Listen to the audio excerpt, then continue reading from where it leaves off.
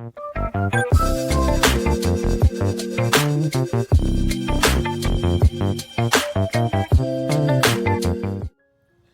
you know that there are more algae in the oceans than stars in the universe, which are the base of the marine food chain? Without algae, there would be no fish or no any other sea animals. Well, hello everyone, this is Ankita Biswas, your bioeducator. Welcome back to another video from Bioholic. Today in this video, we are going to talk about the algae. So before jumping to this video, I want to remind you, after watching the full video, make sure you check the description box below because there is a link of today's self-assessment test. And now let's begin.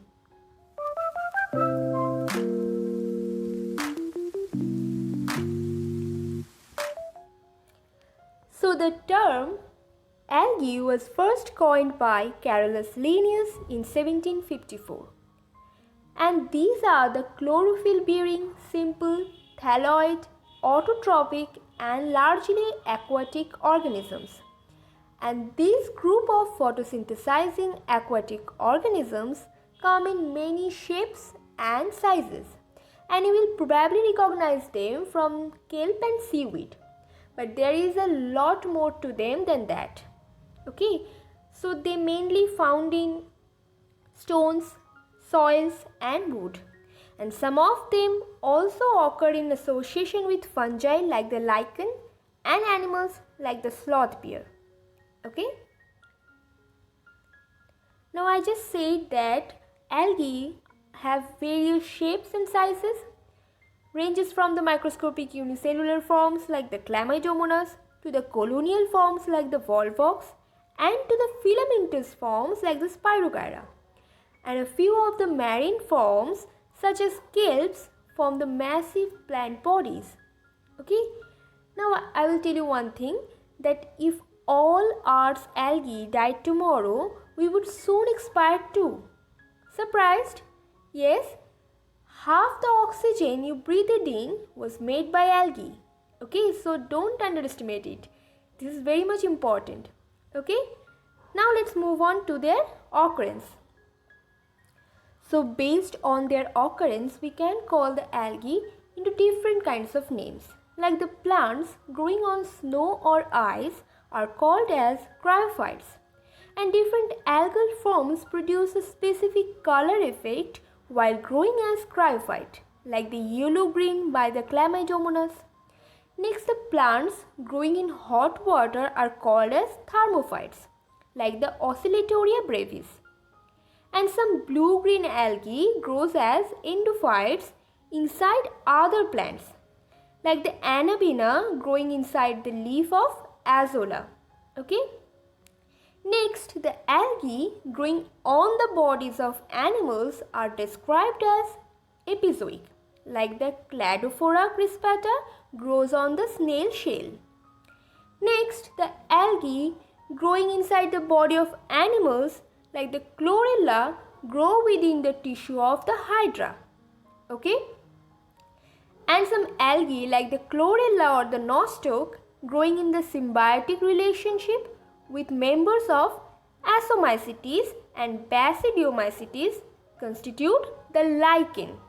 Okay, and finally the algae Cephalurus virescens grows a parasite on the tea leaves.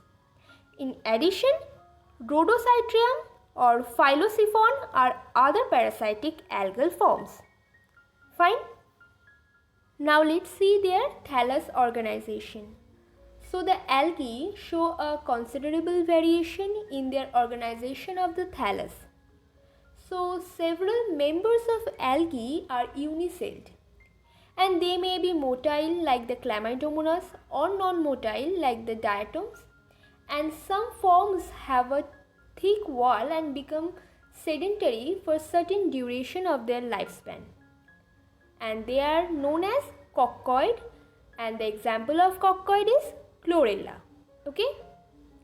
Next, a colony consists of independent organisms, while the colony of Volvox is motile, that of Hydrodictyon is fixed, and a colony having fixed number of cells and division of labor is called as cenobium, like the volvox. Okay, and most of the algal groups show a eukaryotic cell structure with the cell wall made up of cellulose. Okay, moving on to their reproduction. So the algae reproduced by vegetative, asexual and sexual methods. Okay, so in case of vegetative and asexual methods, it is occurred by the fragmentation, and each fragment develops into a thallus. And asexual reproduction is by production of different types of spores, mainly by the zoospores. Okay, and they are flagellated, meaning they are motile, and on germination gives rise to a new plants. Okay, now in case of sexual reproduction takes place through the fusion of two gametes, and these gametes can be flagellated and similar in size, or non-flagellated but similar in size, like the isogamous sexual reproduction, which is seen in Spirogyra and Chlamydomonas, or fusion of two gametes with dissimilar in size, which is known as anisogamous, which is also seen in Chlamydomonas, and fusion between the one large non-motile female gamete with a smaller motile male gamete is termed as oogamous sexual reproduction, which is also seen in volvox and fucus. Okay, and now I will briefly discuss about the classification of algae. So at first, the Chlorophyceae. So the members of Chlorophyceae are commonly called as green algae, and they are usually grass green due to the dominance of pigments chlorophyll A and chlorophyll B. Okay, and these pigments are localized in definite chloroplast. Okay, and most of the members have one or more storage bodies, which is known as pyrenoids, which is located in their chloroplast, and these pyrenoids contain protein besides starch. Okay, and this plant body may be unicellular, colonial or filamentous, and some algae may store food in the form of oil droplets. Okay, and vegetative reproduction usually takes place in them by the fragmentation or by the formation of different types of spores. Okay, and asexual reproduction is occurred by the flagellated zoospores produced in zoosporangia. And in case of sexual reproduction, it shows the considerable variation in the type of and formation of sex cells or gametes, and it may be isogamous or anisogamous or oogamous. Okay, now the example includes the Chlamydomonas, volvox, Spirogyra, etc. Next is phaeophyceae. So the members of phaeophyceae are known as brown algae, which are found primarily in marine habitats, which show great variation in the size and form, and they range from simple branch to filamentous forms to profusely branched forms. Okay, and they possess chlorophyll A, chlorophyll C, carotenoids and xanthophylls.